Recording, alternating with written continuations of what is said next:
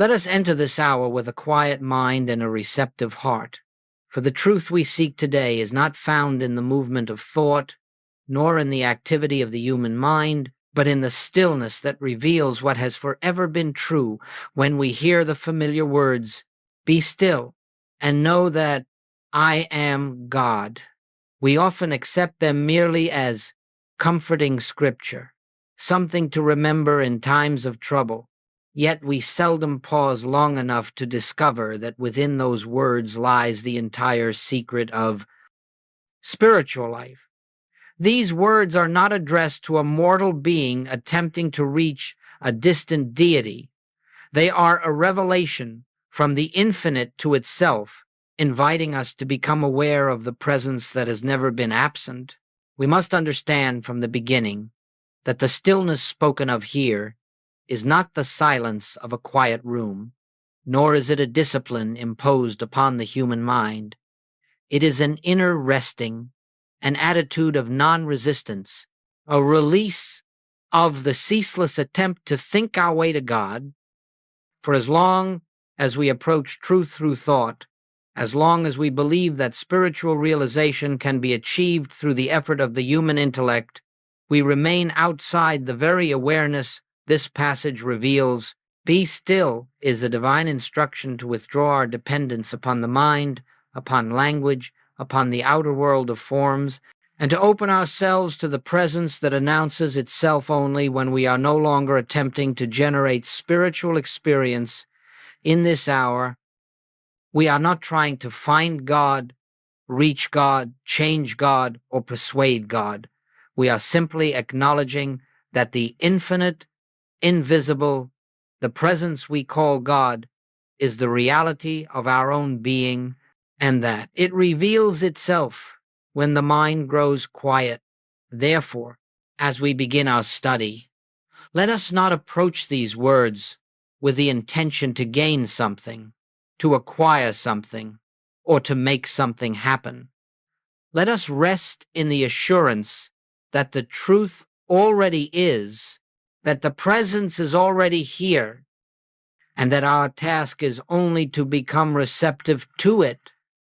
When we enter this silence with no desire for personal gain and with no attempt to shape spiritual experience, we discover that the eye of Scripture, the eye that is God, begins to disclose its nature as our own true being, and in that revelation, peace flows of its own accord. As we continue, let us hold gently in thought that the nature of God is not to be found in words, nor in sounds, nor in anything that the human senses can grasp. God is not reached through the intellect, nor through the emotions, nor through any form of mental activity. God is the infinite, invisible, the presence that reveals itself only in the silence of our inner being. When Scripture tells us, "Be still, and know that I am God," it is indicating that the knowing of God takes place only when the activity of the human mind has been set aside. For the divine can be known only by the divine, and the human mind, being finite, can never encompass the infinite. It is a mistake to believe that our thoughts about God bring us closer to God. Thoughts are always of the mind, and the mind itself is but an instrument useful on the human plane but incapable of penetrating the realm of spirit. When we attempt to think spiritual thoughts, we are not touching spirit. We are merely producing mental concepts. The presence of God is not a thought, nor an emotion, nor an idea that can be held or repeated. It is a living reality, a presence that exists long before thought arises and remains long after thought has ceased. And so, when we speak of silence, we do not mean merely the absence of noise. We mean the absence of mental activity, the surrender of the belief that the mind can reach God. In this silence, we discover that God does not speak in words. The voice of God is not a sound. It is an impartation, a spiritual influence that touches our awareness with a certainty, a peace, a clarity that no human language can convey. When the mind is quiet, when the emotions are still, when the desires and fears of the personal self have subsided, there arises within us a gentle assurance, a recognition that the presence is here. This is the true knowing of God, not the mind's assertion, but the soul's awareness. The divine never shouts, it never argues, it never compels. The activity of God is a quiet flowing, like a river that moves without effort, like the breath that enters and leaves without command.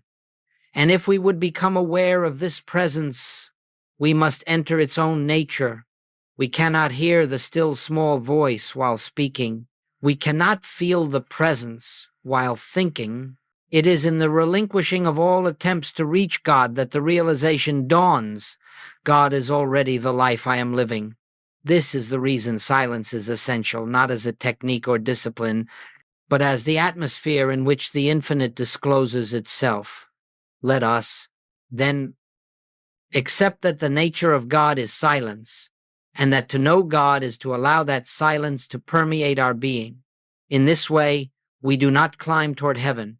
We rest in the awareness that heaven is within us, and in that resting, we receive the impartation of spirit, which does the work that thought could never accomplish. Let us now look gently and honestly at a question that has troubled spiritual seekers for centuries. Why do so many prayers go unanswered? Why do we find ourselves pleading with God, affirming truth, repeating sacred words, and yet experiencing so little change? The answer is not that God withholds, nor that God sometimes turns away and sometimes responds. God is the same yesterday, today, and forever, an unchanging love, an unchanging presence, an unchanging law of harmony.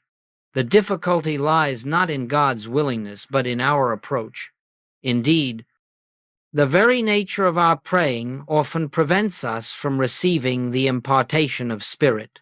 When we pray from fear, from desire, from anxiety, from a sense of lack or danger, we are praying from a state of mental agitation. We are not still. We are not receptive. We are not resting in truth. We are pleading from a belief in separation. The mind is active, reaching outward, seeking rescue, trying to bring God into the situation, but God need not come anywhere. God is already the substance of our being, already the life of us, already the intelligence functioning as our very existence. The moment we attempt to bring God to a problem, we are declaring, without realizing it, that God is absent. This is why ordinary prayer fails. It begins with the belief that God is somewhere else, that God must be summoned, persuaded, or convinced. It believes that if we make our case well enough, God will intervene.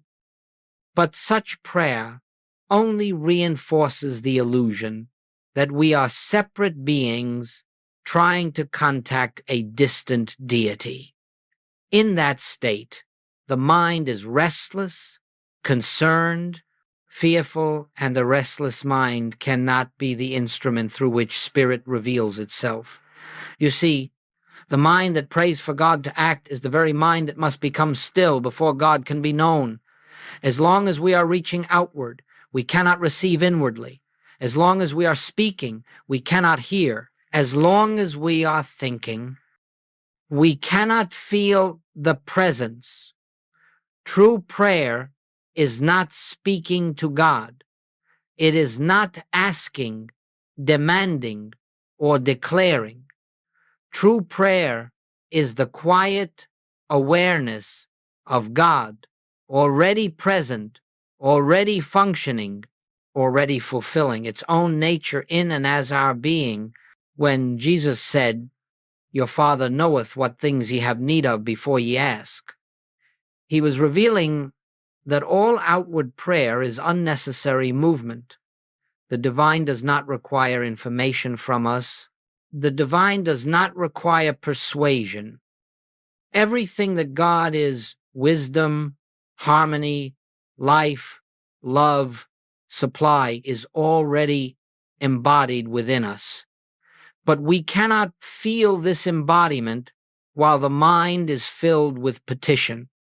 Therefore, the failure of prayer is not the failure of God. It is the failure to become still enough to let God announce himself. And when that stillness comes even for a moment, the entire nature of prayer changes. It ceases to be request and becomes realization. It ceases to be reaching and becomes resting. It ceases to be human effort and becomes spiritual impartation. This is the secret behind the words, "Be still and know that I am God." In the stillness, we discover that there is nothing to ask, nothing to seek, nothing to demand. There is only the recognition of what already is. As we move deeper into our study, let us consider more fully what it means to be still. These words are often interpreted as an instruction to quiet the body or subdue the mind. But their true significance goes far beyond physical stillness or mental discipline. Be still is a doorway into the highest form of spiritual contact, a contact not achieved through effort, but revealed when all effort ceases. To be still is to relinquish our dependence on the human mind. It is to surrender the belief that the mind can solve our problems, find our good, or bring God into our experience. When we attempt to use thought to reach God, we remain in the realm of the finite, trying to touch the infinite with an instrument incapable of knowing it. But the moment we release this effort, even briefly, a new dimension opens, one in which the soul, not the mind, becomes aware of the presence that has never been absent. Spiritual contact is not an event the human self can produce.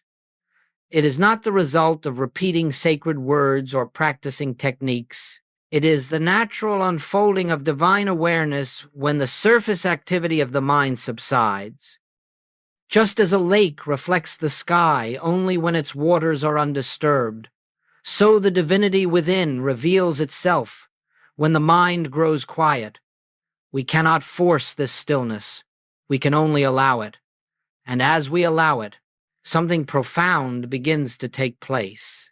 In that moment of true stillness, there is a gentle recognition, not a thought, not a belief, not a mental conclusion, but an inward knowing that God is here. The presence announces itself, not with sound, not with image, but with a depth of peace that no human reasoning can produce. This is the spiritual contact that changes everything. It is not the contact of a person with a God. It is the divine consciousness recognizing its own presence as our being. This is why be still must precede and know. The knowing of God does not come through thinking. It comes through being. It arises in the silence beneath thought, in the stillness beneath desire, in the quiet place where the human self has stepped aside. In that sacred instant, the personal I dissolves, and the true I, the I that is God, reveals itself as the very life we are. This contact may last only a moment, but that moment is enough, for in that moment, something within us has touched reality, and that touch becomes the law of harmony unto our entire experience. It resolves problems, not because we have solved them, but because we have entered the atmosphere in which God alone is power, presence, and activity. So when we speak of being still, Let us remember that we are not imposing silence. We are resting in the silence that already exists. We are not creating peace. We are entering the peace that is always present. We are not making spiritual contact. We are receiving the awareness of a contact that has never been broken. Let us now look together at one of the most important principles in the entire spiritual life, the utter inability of the human mind to perform spiritual work. If we can grasp this, even dimly, we will find ourselves lifted into a new dimension of practice, one in which spiritual realization flows naturally without strain or effort. But so long as we believe that the mind is capable of touching God, understanding God, or directing God, we will continue to wander in circles, achieving only moments of comfort rather than the transformative awareness that reveals harmony. The human mind is a remarkable instrument on the material plane. It can calculate, measure, analyze, invent, and organize. It can solve mechanical problems, build cities, and explore the outer universe. But with all its brilliance, it cannot know God. It cannot enter the realm of spirit, for spirit is not a thought, nor a concept, nor an emotion. Spirit is the very essence of being unconditioned, infinite, and indivisible. And the finite mind cannot grasp the infinite. Many seekers have spent years attempting to think truth, believing that if they could affirm God often enough, strongly enough, with enough sincerity, they would draw the presence into activity. But thought has no power to draw God, because God is omnipresent. There is no place from which God must be drawn, and when we attempt to use thought as a bridge to God, we are unknowingly declaring that God is absent, that God must be summoned, that God must be reached through mental activity. This misunderstanding lies at the root of so much frustration on the spiritual path. We imagine that if only we had stronger thoughts, clearer thoughts, more spiritual thoughts, more positive thoughts, we would finally contact the divine. But the infinite way teaches that thought is never the doorway to spirit. At its highest, thought can point to truth, but it cannot reveal truth. It cannot produce realization. It cannot establish spiritual contact. Why? Because thought is always dualistic. It always divides good and bad, right and wrong, truth and error, God and man. Spirit recognizes no such division. Spirit is one. Thought, by its very nature, cannot enter unity. It operates only in the realm of concepts. Therefore, the moment we turn to thought as the means of attaining God, we remove ourselves from the very atmosphere in which God reveals himself. This is why spiritual healing does not come through affirmations, nor through denials, nor through mental arguments. No matter how pure our thoughts may be, they remain thoughts, and God is not found in them. The spiritual practitioner does not direct truth toward a person or condition, nor does he attempt to mentally correct error. Instead, he becomes still, releases all mental activity, and allows the presence to announce itself. In that impartation, harmony reveals itself, not because of anything he has thought or declared, but because he has set aside the mind and allowed spirit to come through. If we would truly understand the words, "Be still and know that I am God," we must accept this. The knowing of God does not occur in the mind. It occurs when the mind is silent. The mind, with all its reasoning, desiring, fearing, and reaching, is the only barrier to realization. When that activity subsides, even for a moment, the divine consciousness that has always been present shines forth in its own light. Therefore, let us cease relying on thought as our spiritual instrument and begin to rely entirely on awareness, silent, receptive, surrendered awareness. In this atmosphere, the truth reveals itself effortlessly, and that revelation becomes the law unto our experience. It dissolves fear, it resolves discord, it restores harmony without the movement of thought, without the activity of personal effort, without the intervention of the human will, for in the presence of the One, all illusion collapses of its own weight. Let us now look gently into the sacred mystery of spiritual healing, for here too the same principle governs. All healing is the revelation of God's presence, and this revelation takes place only in silence. No practitioner heals by thought. No practitioner heals by virtue of personal understanding or mental ability. All true healing is the activity of God made evident when the practitioner becomes still enough to let the presence announce itself. When someone calls upon you for help, you may feel at first the natural human impulse to correct the condition, to relieve the suffering, to restore harmony. But in that very impulse lies the temptation to turn again toward thought, toward the desire to do something, accomplish something, or bring about a change. The infinite way teaches that if we attempt to correct the outer picture, we remain in the realm of the picture itself. Healing never occurs in the picture. It occurs in consciousness, and consciousness reveals harmony when it is free of mental interference. Therefore, the moment a call for help comes, the practitioner does not reach for a technique, nor does he begin to declare truths or repeat familiar statements. He moves inward, not to think, but to rest. He withdraws interest from the appearance, knowing that the appearance has no power, no law, no substance of its own. He does not attempt to make the condition better. He does not attempt to correct it mentally. He simply becomes still. And in that stillness, a remarkable thing begins to take place.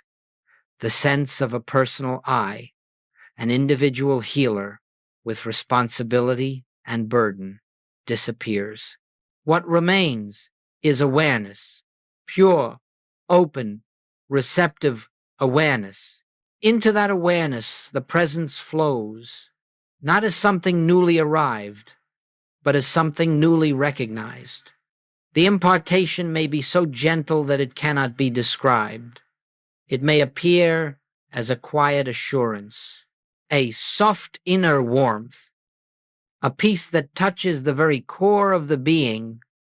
Sometimes it is so subtle that one becomes aware of it only in retrospect when the healing has already unfolded. This is the moment of spiritual contact, and it is always silent. No words are spoken inwardly or outwardly. No argument takes place. No denial of error is made. The activity of spirit reveals itself as the awareness of one presence, one power, one life. And in that awareness, disease loses its reality. Lack loses its hold. Fear dissolves. Why? Because the appearance, whatever form it took, was never a presence, never a power, never a law. It was only a belief sustained by mental activity.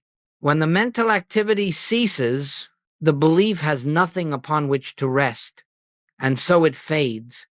Healing does not come because we have changed something. Healing comes because we have witnessed the truth that nothing needed to be changed. God alone is.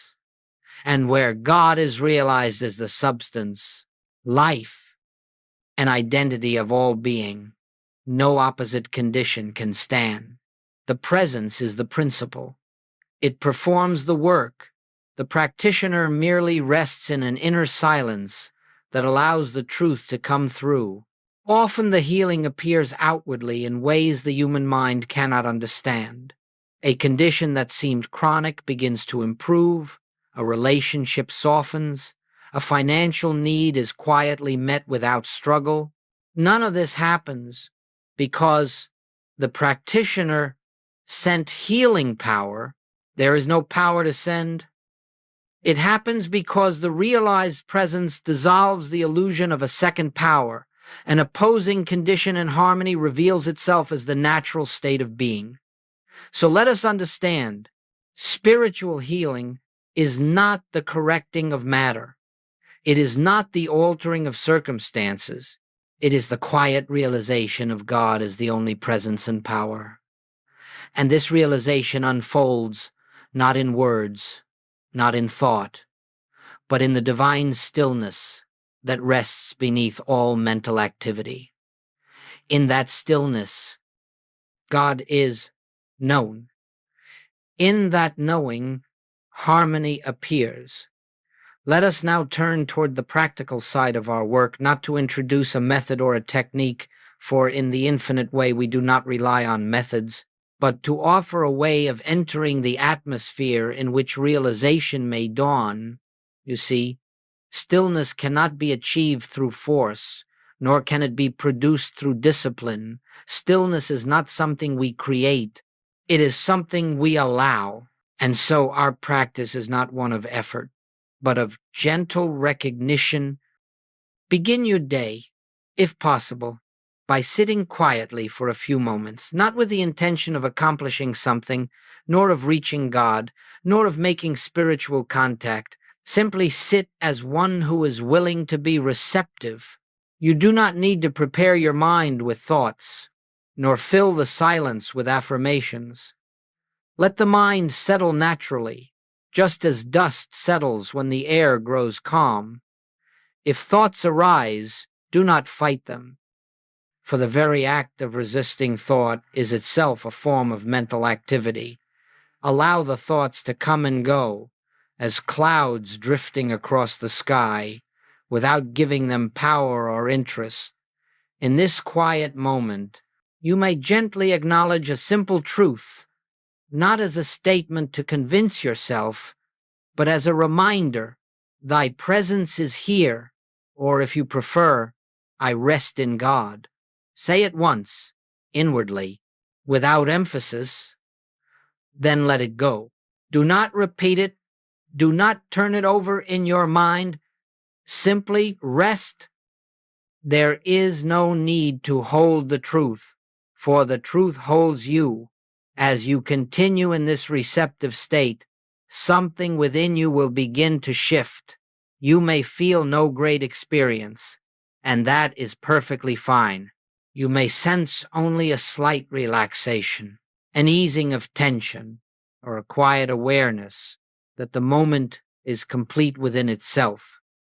But if you remain open, without expectation, a gentle impartation may come, a sense of peace, a soft inner assurance, a feeling of being upheld. This is not something you produce. It is the activity of the presence, announcing itself. After a few minutes, you may rise and begin your day. Do not evaluate the experience.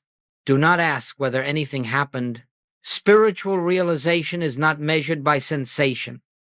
Even if your mind felt busy, even if no peace seemed to come, the very act of turning within has prepared the ground for future unfoldment. Remember, unseen activity is often the most powerful. Just as a seed germinates beneath the soil long before it breaks the surface, so the activity of spirit takes place within your consciousness long before you become aware of it outwardly. Throughout the day, pause whenever you feel yourself being drawn into fear, anxiety, or the belief in two powers. Close your eyes for a brief moment. Take a quiet inward breath and simply acknowledge God is here. Again, no repetition, no effort to make something happen, just the recognition. In that one instant of turning within, the mind steps aside and grace finds an opening through which to reveal itself. This simple practice, repeated gently and without strain, cultivates an inner habit of receptivity. Eventually, the stillness becomes not something you enter, but something that follows you, accompanies you, surrounds you. You begin to live from a center of quiet awareness, and in that atmosphere, the presence speaks not in words, but as a continuous flow of peace, assurance, and harmony. This is the essence of spiritual practice in the infinite way. Not thinking, not striving, but resting in the truth that the divine is already the life of your being. As we come to this next stage of our work, let us understand that the purpose of stillness is not confined to moments of meditation. A few minutes of quiet reflection may open the door, but it is in the unfolding of the day that the deeper fruit of realization appears. The goal is not to retire from life in order to be spiritual. It is to carry the awareness of the presence into every circumstance until the activity of God is felt in the very midst of ordinary experience. When you begin to sense this inner stillness throughout the day, you will notice something remarkable. You no longer respond to appearances with the same urgency, fear, or excitement. The outer world begins to lose its power to disturb you because you have touched the deeper world that lies beneath it. You have discovered that harmony does not come from conditions, but from consciousness, and that consciousness, resting in truth, governs the outer picture with effortless grace. As you go about your daily tasks, working, conversing, caring for your home, engaging with others, you will find opportunities to pause inwardly, even for a second, and remember, God is the only presence here. You may not say it in words. You may simply feel it, a quiet recognition, a gentle awareness, an inner loosening of the mind's grip. And in that recognition, the conditions around you begin to take on a different quality. Obstacles soften, tensions ease, solutions arise without struggle. Why? Not because you have manipulated the situation, but because your consciousness, now imbued with spiritual awareness, no longer resists the natural activity of grace. This is the secret of living from the realization of God's presence. Life becomes less a process of seeking and more a process of allowing. You do not strive to make things happen. You watch them unfold. You do not reach for supply. Supply appears as the expression of divine abundance. You do not struggle with relationships. Harmony emerges as the natural state where God is recognized as the identity of all. You do not wage war against fear or sickness. You see them for what they are, shadows that vanish in the light of realization. In this new way of living, you discover that nothing in the outer world needs to be conquered or corrected. The only work is inward, to maintain, as best you can, the awareness that the presence is here and that it alone governs all activity. Some days you may feel deeply connected. Other days you may feel distracted or troubled. This is natural. Spiritual realization unfolds gradually, like dawn breaking over the horizon. Some mornings are brilliant, with light. Others reveal only a faint glow. But whether the sky is bright or dim, the sun is always rising. As you persist gently in recognizing the presence, you begin to experience a profound shift in your sense of identity You no longer see yourself as a struggling, thinking, planning human being. You begin to sense that life is living itself through you, that there is a divine activity moving your actions, guiding your decisions, arranging your steps. This is what the Infinite Way calls letting God govern, not by withdrawing from the world, but by entering it with a heart attuned to the one presence. And gradually, without effort, you find that the presence becomes a companion, an atmosphere, a living reality that accompanies you throughout the day. You do not have to stop and search for God. You feel God as the very ground of your being, the breath of your breath, the intelligence of your decisions, the peace of your interactions, the love behind every encounter. The stillness becomes your resting place, even in movement, and the knowing that I am God, that the divine I is the life of all, becomes the quiet foundation upon which you walk. This is the life of realization. This is the life of be still and know. And it is available in each moment, not through effort, but through remembrance. And now, as we bring this period of study to a close, let us return once more to the simplicity of the silence from which we began. For everything that has been spoken is but a finger pointing toward an inner experience that cannot be conveyed in words. The truth we seek is not carried in sentences, nor held in the mind through memory. It is felt in the quiet awareness that rises when the mind is still and the heart is open. So let us pause for a moment, without intention, without effort, without the desire to achieve anything, and simply rest. The presence we have spoken of is not something we must reach for. It is here. It has been here before the first word was spoken, and it remains now as the life of our being.